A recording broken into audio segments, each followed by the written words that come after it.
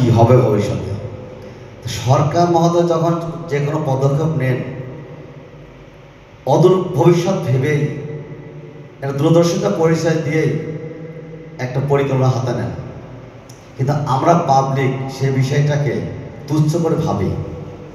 যখন আমরা এটা শুরু করেছিলাম দেখেছি আমি নিবন্ধনগুলো করেছে, প্রথমে এটা হয়েছে ঘরে বসে বসে করা হয়েছে, একজনের কাছ থেকে 5 জনের নাম নেওয়া হয়েছে। পরবর্তীতে সংশোধন হয়েছে, বাড়ি বাড়ি গিয়ে শিক্ষকরা যে আলতাফ সাহেব বললেন বাড়ি বাড়ি থেকে সংশোধনটা হয়েছে। আমরা বিরক্ত বোধ করেছি, এটাও সঠিক। তার কারণ আমরা গুরুত্ব বুঝি নাই যে এক সময় আমাদের এই জন্ম নিবন্ধন এবং মৃত্যু সনদ এত গুরুত্বপূর্ণ ভূমিকা পালন করবে। এখন বুঝতে পারছি এই যে জন্ম নিবন্ধন এবং আমাদের ন্যাশনাল আইডি কার্ড যা হারিয়ে যাচ্ছে, ভুল হচ্ছে, তার টের পাচ্ছে জানাটা কোথায়।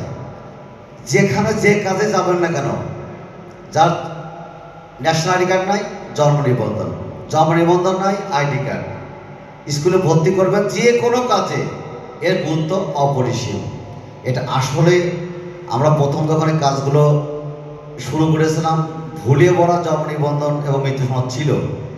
এক সময় অনেকের বয়স কম বেশি করেও মৃত্যু সনদ করে জন্ম রেজিস্ট্রি করা হতো, অনেক জাল 2 নম্বরের কাজকাম করা হতো এক সময়। এখন কিন্তু সুযোগটা নাই। আমরা কিন্তু একটা দেওয়ালের মধ্যে আবদ্ধ হয়ে গেছি। ইচ্ছা করলে আমরা একটা এখন ভুয়া কার্ড তৈরি করতে পারবো না, ইচ্ছা করলে আমরা নাম আইডি চেঞ্জ করতে পারবো না, একটা নিয়মিত আসতে হবে। তো যাই হোক,